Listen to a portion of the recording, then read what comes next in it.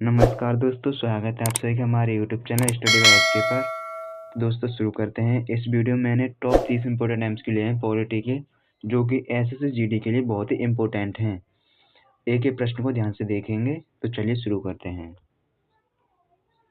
हमारा पहला प्रश्न है, पहली निर्वाचित संसद निम्नलिखित में से किस वर्ष अस्तित्व में आई थी? पहली निर्वाचित संसद किस वर्ष अस्तित्व में आई थी? तो 1952। अगला प्रश्न, अनुच्छेद 45 में निम्नलिखित में से क्या वर्णित है? निम्नलिखित में से क्या वर्णित है? तो इसमें वर्णित है 6 वर्ष से कम आयु के बच्चों की शिक्षा तथा उनकी देखभाल का उपबंध। अगला प्रश्न, भारतीय संविधान के राज्य के नीति निर्देशक सिद्धांतों की श्रेणी में निम्नलिखित में से किसे शामिल किया गया है? भारतीय संविधान के राज्य के नीति निर्देशक सिद्धांतों की श्रेणी में निम्नलिखित में से किसे शामिल नहीं किया गया है? समाजवादी सिद्धांतों को शामिल किया गया है, गांधीवादी को भी शामिल किया गया है, उदारवादी को भी, लेकिन नेहरूवादी को शामिल नहीं किया गया। तो हमारा ये सही आंसर हो जाएगा नेहरूवादी। अगला प्रश्न, भारत के संविधान का कौन सा अनुच्छेद अंतर्राष्ट्रीय शांति और सुरक्षा को बढ़ावा देने से संबंधित है? अंतर्राष्ट्रीय शांति और सुरक्षा को बढ़ावा देने से संबंधित है, कौन सा अनुच्छेद है वो? अनुच्छेद 51। अगला प्रश्न, निम्नलिखित में से किस अनुच्छेद में पूरे भारत में एक समान सिविल संहिता का उल्लेख है? एक समान सिविल संहिता पूरे भारत में किस अनुच्छेद के द्वारा ये प्रदान है?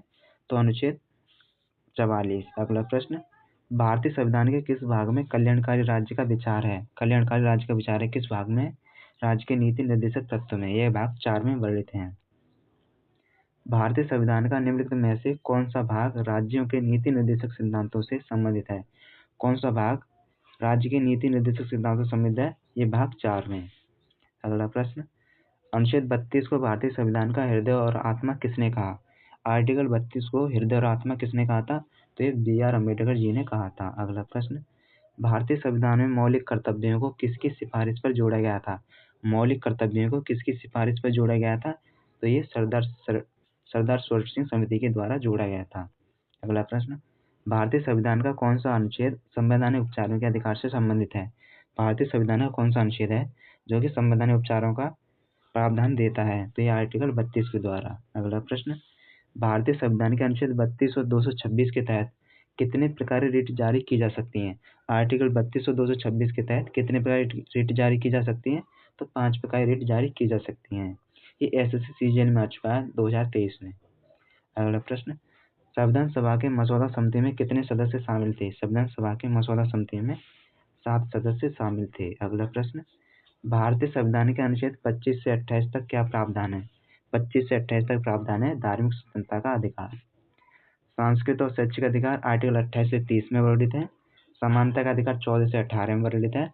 शोषण के विरुद्ध अधिकार 23 से 24 में वर्णित है। अगला प्रश्न, भारतीय संविधान का निम्नलिखित में से कौन सा अनुच्छेद जबरन श्रम को प्रतिबंधित और शोषण को रोकता है?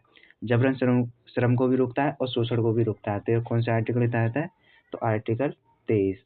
अगला प्रश्न, भारत के संविधान का निम्नलिखित में से कौन सा अनुच्छेद कुछ दशा में गिरफ्तारी और निरोध से संरक्षण प्रदान करता है? कुछ दशा में गिरफ्तारी और निरोध से संरक्षण प्राप्त करता है, कौन सा अनुच्छेद है? आर्टिकल 22। अगला प्रश्न, भारत के संविधान में अनुच्छेद 21A को निम्नलिखित में से किस वर्ष में समावेशित किया गया था? अनुच्छेद 21A को किस वर्ष जोड़ा गया था? तो 2002 को जोड़ा गया था। अगला प्रश्न, निम्नलिखित में से कौन से मुद्दे भारतीय संविधान के अनुच्छेद 17 द्वारा रद्द कर दिए गए हैं? अनुच्छेद 17 द्वारा रद्द कर दिए कौन से मुद्दे थे? अस्पृश्यता को रद्द कर दिया गया। अगला प्रश्न, संविधान के किस अनुच्छेद के तहत एक नागरिक कोई भी उपजीविका व्यापार करने की स्वतंत्रता रखता है? वो उपजीविका या व्यापार करने की स्वतंत्रता किस अनुच्छेद के द्वारा रखता है? तो अनुच्छेद 19(1) के जी क्लॉज में। अगला प्रश्न, किस रिट को व्यक्तिगत स्वतंत्रता का बुलवर्क कहा जाता है? किस रिट को कहा जाता है? तो ये बंदी प्रत्यक्षीकरण रिट को कहा जाता है।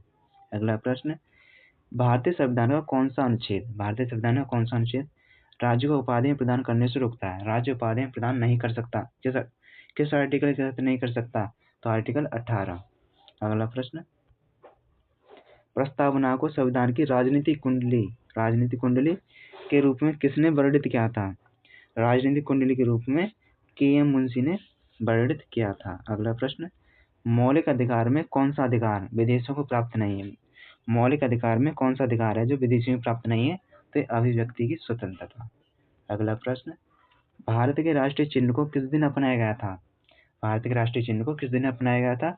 तो 26 जनवरी 1950 को। अगला प्रश्न, भारत में नागरिकता अधिनियम किस वर्ष पारित हुआ था? नागरिकता अधिनियम किस वर्ष पारित हुआ था? 1955। अगला प्रश्न, भारतीय ध्वज संहिता के अनुसार राष्ट्रीय ध्वज की लंबाई और चौड़ाई का अनुपात होगा। लंबाई और चौड़ाई का अनुपात क्या होगा? 3:2। अगला प्रश्न, भारत के संविधान में एकल नागरिकता की अवधारणा कहाँ से ली गई है? एकल नागरिकता की अवधारणा यूनाइटेड किंगडम से ली गई है। अगला प्रश्न, निम्नलिखित में से कौन सी भारतीय संविधान की संघीय व्यवस्था नहीं है? तो अखिल भारतीय सेवाएं संघीय व्यवस्था नहीं है। तो दोस्तों वीडियो यहीं समाप्त करते हैं। धन्यवाद।